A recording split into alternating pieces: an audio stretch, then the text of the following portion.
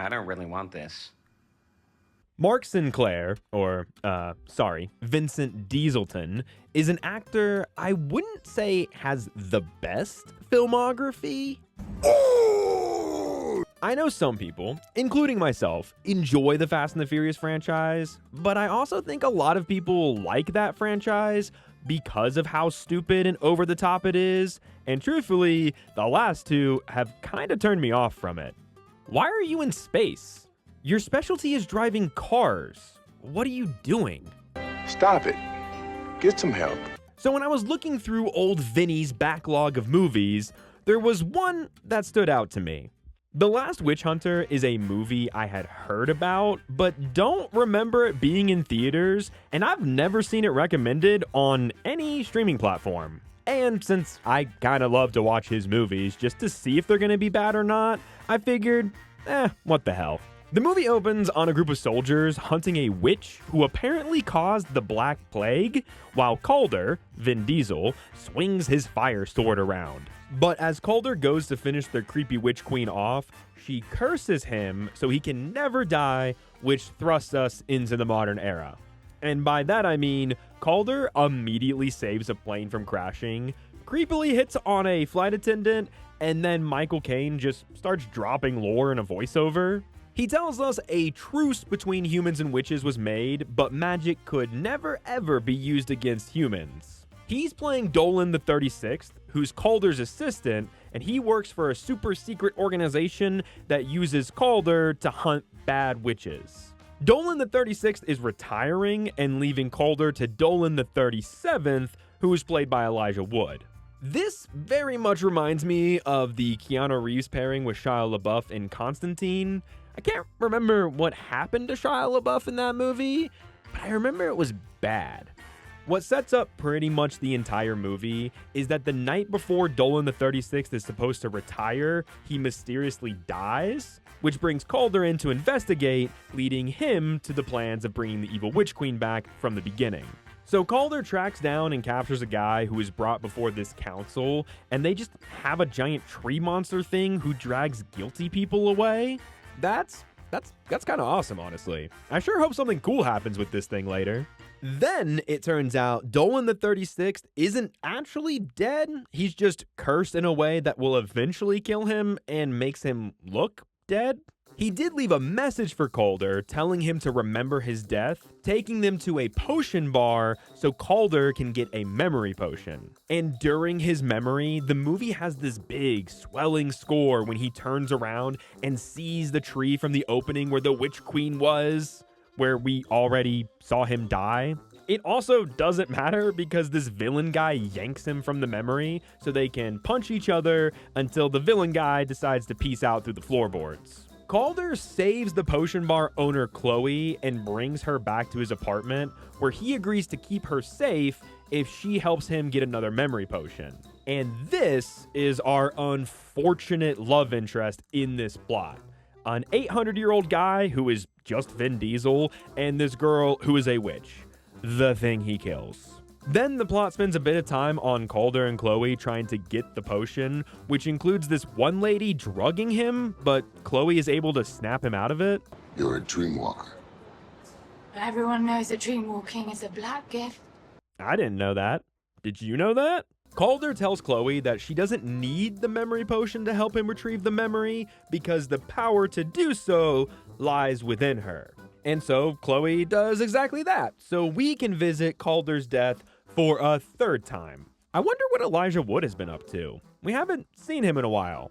The movie's a lot better when he's in it. The flashback back to his death is just to reveal that the heart of the witch that cursed Calder is actually still around being kept by the organization he works for, and if the heart is destroyed, then he dies too because his immortality is attached to the witch's heart. Oh hey, Elijah is back! And he's getting yelled at for knowing about the heart and not saying anything. And now he's gone. So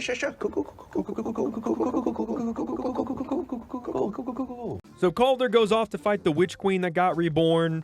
She takes away his immortality and attacks him with some bees, but doesn't kill him.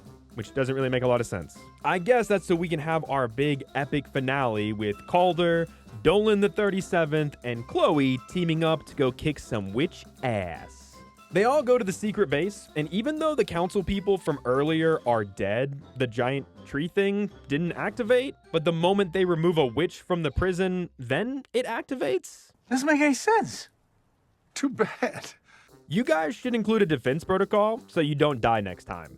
That would have been smart. Calder kills the tree thing pretty easily, so we don't really get an epic moment with it, while Chloe has a mind battle with a witch in order to stop these plague flies from growing. The final witch fight kicks off, and it's mostly just a fire sword being swung around by Calder until this movie has a lame last-minute twist. Turns out Frodo is a bad guy, so he shoots Calder. But he was watching Chloe when she was doing the dream battle, and her winning the dream battle hurts the evil plan. So why didn't he just kill her? Because Calder wasn't around. Then he could have just gone and betrayed Calder like he did. That's dumb. You're dumb, Frodo. And it doesn't even matter because the queen just kills him anyway because he says he has no magic. And she's like, well, you're still a human, and I love killing humans. In the end, Calder throws his sword into the witch, and then a lightning strike sets it on fire, killing her once and for all. All right, that's kind of cool. That's a cool way to kill something. You got me, Last Witch Hunter. You had a cool moment.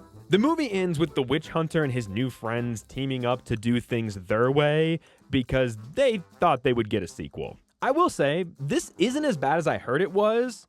It's just mostly kind of boring. Step it up, find something new. You're boring.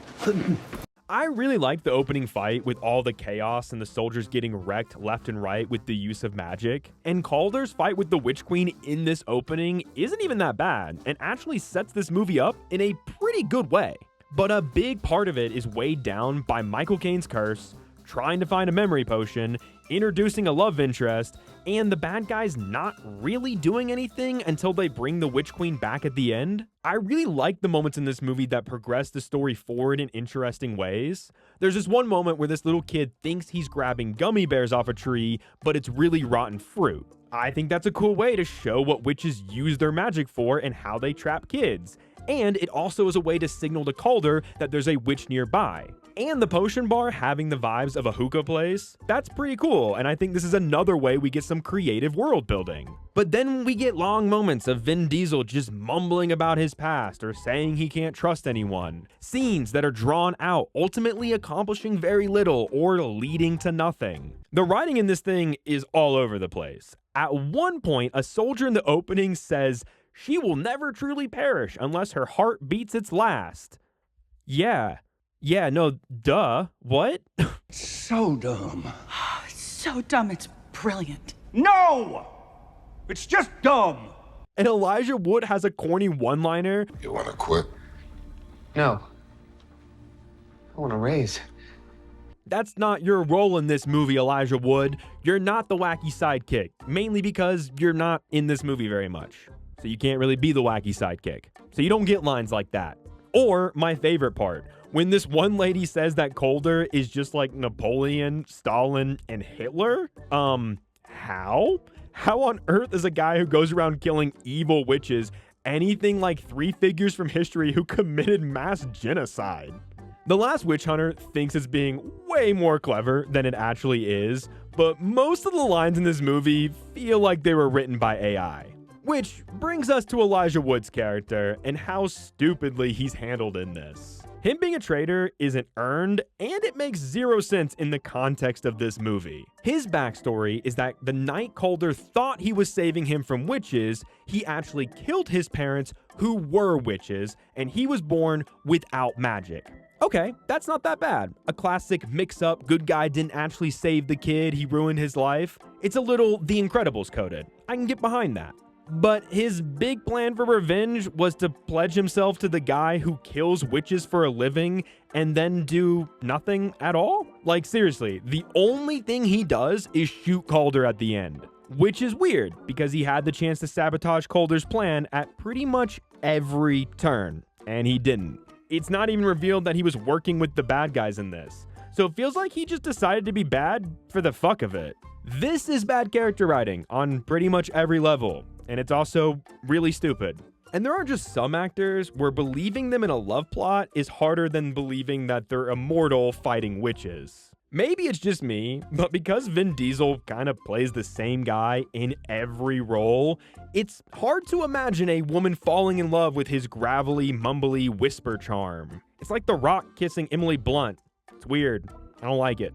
Funny enough, the plot was pitched by Vin Diesel as an adaptation from one of his D&D campaigns. And as someone who plays D&D, I just gotta say that if I was in a campaign where Vin Diesel made an immortal character that could do no wrong and only hunted bad witches and was a ladies' man, I'd create a character that would only use the banishment spell on him, and every time he came back, I would simply cast it again and again.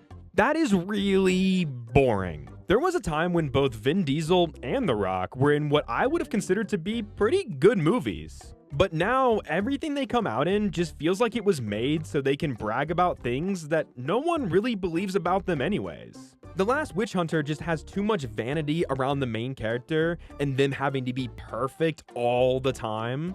Making characters vulnerable is what adds to the audience liking them, and Calder is invincible even when the plot takes that away from him. And also, he came back from the dead. What's up with that? Well, because Vin Diesel's characters can't die, silly.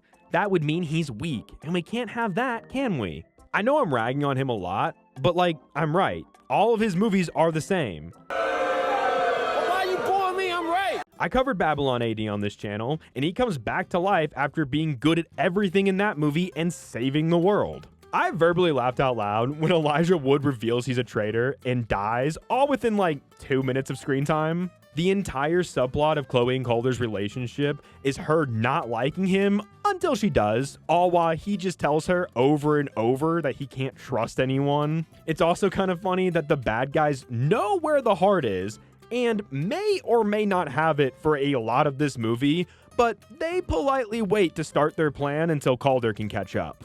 And that means that The Last Witch Hunter is going into just plain garbage.